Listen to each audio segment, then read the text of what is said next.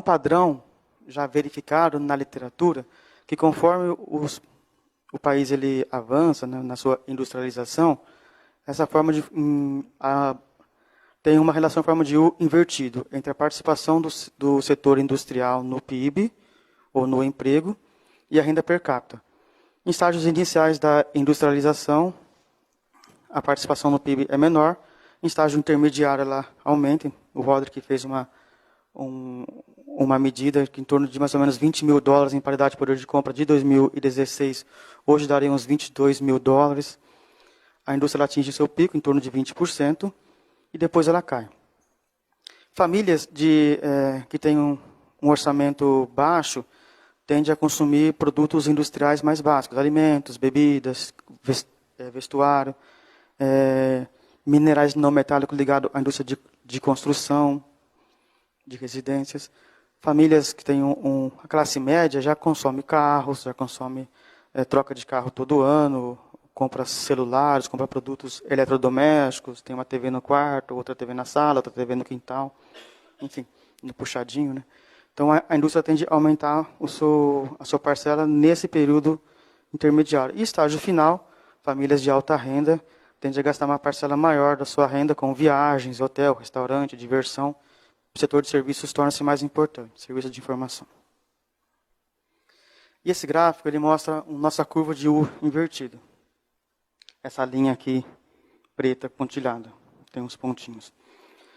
Até 1975, metade dos anos 70, a nossa industrialização, a indústria ela aumentou, ela cresceu mais do que a economia, está a preço constante, então quando ela se expandiu, ela puxava o crescimento da economia também. O Brasil cresceu bastante, né?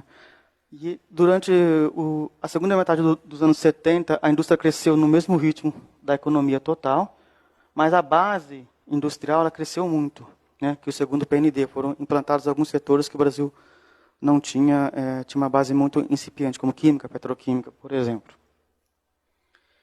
E, considerando 1947 como a base industrial aumentou 15 vezes. Né? Chegou em 1980, ela é 15 vezes maior do que em 47. E depois ela ficou no período aqui dos anos 80 e 90 meio que parado, não cresceu muito, e no período dos governos Lula, ela cresceu bastante. E manteve aqui no início do Dilma I. Mas a indústria vem perdendo participação na economia. Quando teve industrialização, o país cresceu bastante. Quando começou a perder participação, coincidentemente, o país cresceu muito pouco. Cresceu em torno de 2%, na casa de 2% desde os anos 80. A literatura de desindustrialização argumenta que a indústria é um setor que tem cadeias produtivas longas. Quando ela cresce, ela acaba puxando o crescimento do restante da economia. Por isso, quando ela cresce, o país tende a crescer bastante. Quando ela cresce pouco, tende a crescer pouco. E não há ainda um setor nos países de estágios intermediários de desenvolvimento que tenha essa capacidade da indústria. Durante a industrialização, o produto manufatureiro real per capita aumentou 6 vezes. Saiu da base 1 em 47 e chegou em 80, um pouquinho mais de 6 vezes maior. E desde 80, o produto manufatureiro real per capita tem se mantido estável com uma ligeira tendência de queda. Ou seja, a indústria ela cresceu abaixo do crescimento vegetativo da população.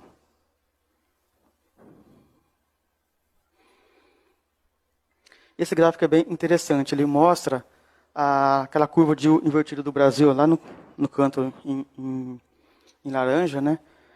Aqui está a preço corrente. O pico é um pouco maior. O nosso pico foi de em torno de 27%, em meados dos anos 80. Só que a nossa industrialização, quando ela aconteceu, a renda per capita ela cresceu muito pouco. Ela sai ali em torno de 5 e vai para dobra a renda per capita, né? O Brasil começou a perder participação no PIB, a indústria, em torno de $11 mil. Em 1980 chegou em $11 mil, a parcela começou a cair. E os Estados Unidos, por exemplo, caiu muito rápido, de forma muito acelerada. Dá para ver que é um mergulho, né?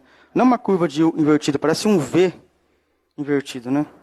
Ela sobe muito rápido e cai muito rápido. E quando ela aumenta, a renda per capita não aumenta tanto, né? Os Estados Unidos, por exemplo, já vinha com uma parcela da indústria no PIB muito elevada desde o final do século XIX, na primeira metade do século XX, provavelmente muito elevada, mas a gente só tem dados das contas nacionais desde 47.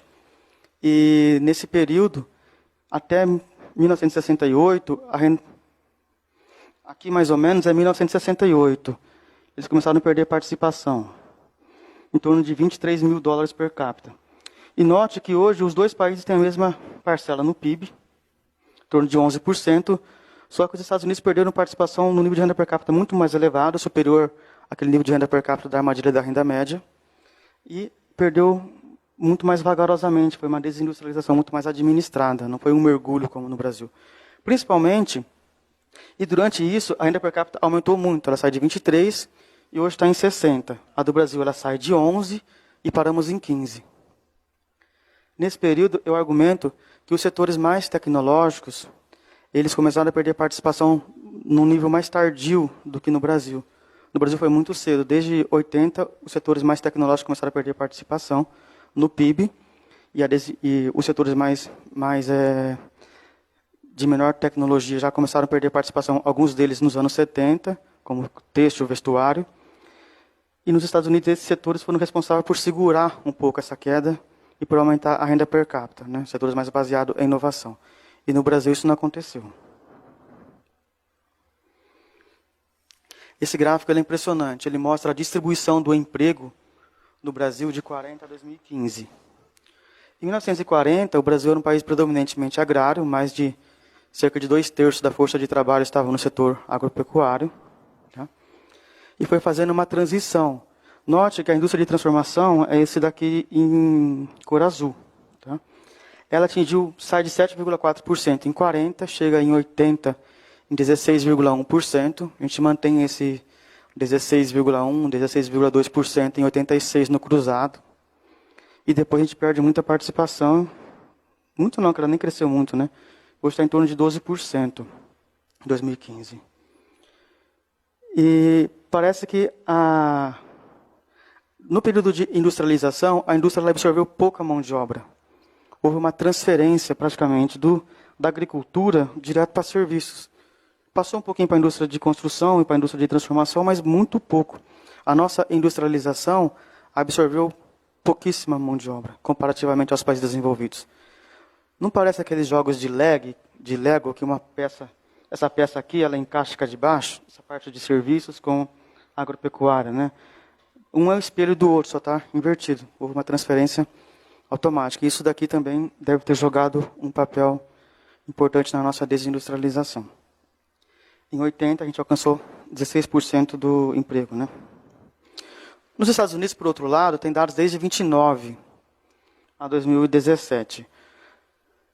A parcela do emprego da indústria americana se manteve em torno de 25% por mais de 40 anos que tem dados disponíveis. Mas antes de 29, os Estados Unidos já vinha numa crescente, suponho que já está no pico ali durante um longo período. E aqui, né, por volta de... No final dos anos 60, ainda tinha...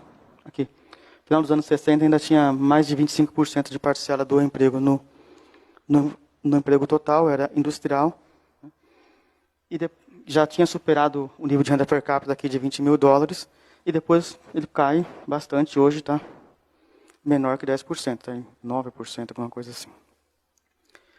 Comparativamente à industrialização americana, que o Brasil é um país continental como os Estados Unidos, populoso, tivemos escravidão, enfim, tinha muito semelhante aos Estados Unidos em muitos aspectos,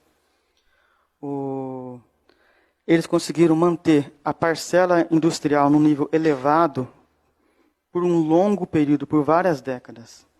A industrialização, eles ficaram mais de 100 anos, cerca de 100 anos, por mais de 5, 6, 7 décadas, com um nível de parcela muito elevada do emprego industrial. Foi uma industrialização mais longa, né? No Brasil foi muito curta. A parte mais intensa da nossa industrialização, de 50 a 80, foi 30 anos, né? Então, a duração da industrialização no pico é um fator que também explica por que alguns países são mais bem-sucedidos do que outros. A nossa foi muito curta, e a gente subiu, ela foi curta, e no pico ela foi mais curta ainda, que a gente subiu e desceu. Os outros Estados Unidos, por exemplo, subiu, manteve, depois caiu, e caiu bem mais escalonado, né?